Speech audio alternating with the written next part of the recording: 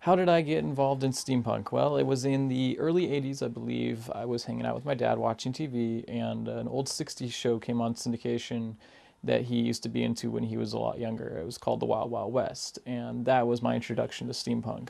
It basically made a big impression on me at a young age. I saw that, and I was like, hey, I've never seen like science fiction mixed with like a western. That's something cool. So that really inspired me to go and search out more stuff. And then, as I got older, discovered all the standard Disney movies like 20,000 Leagues Under the Sea, The Island at the Top of the World. And then in the 90s, I got into the TV show called The Adventures of Briscoe County Jr. And I was a big fan of that. And then that really inspired me to check out even more stuff from there. So yeah, it's been a long journey since I was a kid. I've been into that longer than I've been into any other scenes or styles or anything. Was I making music before steampunk was popular? No, I was making music because of steampunk. I actually, when I started working on a band, I was like, well, what do I want this to sound like? And I was like, there's so many genres of music I'm into. I mean, do I want to do a funk band? Do I want to do a hip hop project? Do I want to do a goth band, a new wave, whatever, And I was like, no, I don't want this to sound like anything that's been done yet. So what should I do? And I was kind of like just milling around in my head, and it's like, hey, dummy, what about your favorite, aesthetic of all, steampunk? Nobody's ever done anything like that with music. And I was like, well, how would I do that? And basically that's how I got into doing music was through steampunk. Yeah. What is the allure of steampunk? Well, I think to each person it's different.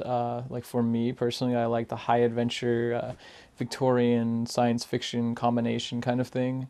I think, the airships, things like that, all the weird, crazy technology, the anachronistic side of it is really appealing. I've always thought, how cool would it be to wake up in the cabin of a ship and walk out on the deck and look over the railing, and you don't see a big sea like of an ocean there. You see a sea of clouds, and below that you could see the peaks of mountains coming up through it. That kind of thing really appeals to me. I like the whole aesthetic of steampunk. What is steampunk music to me? It's any kind of music that has an anachronistic kind of feel with old world instrumentation. It's a combination of things. It can have any kind of style of music. It's hard to describe because to me, it's what I would think of as steampunk. Other people might not even understand. But for me, it's things like strings, old world instruments, and any themes that have to do with like a Victorian era with a science fiction twist, stuff like that. Like I think is what I would call steampunk.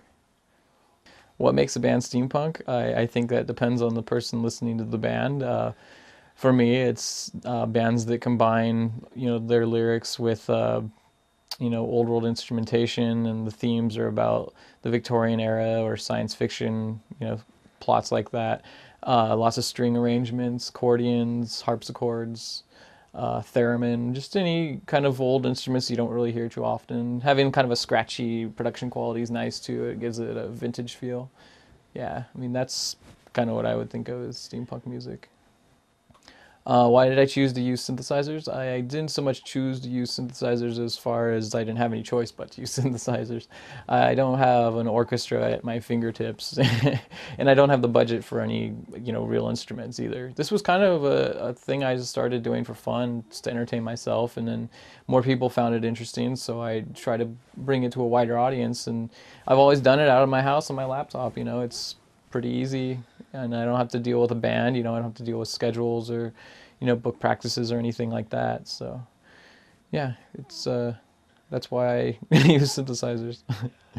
How did I come up with the name Vernian Process? Well, it was about 1998. I was sitting in my car waiting in traffic on my way home from work, just thinking random thoughts, and I said, "Hey, wouldn't it be funny if somebody did a steampunk band?" And then I was like, oh, well, what would you call that? And I thought Vernian, because Jules Verne, he's the father of the genre.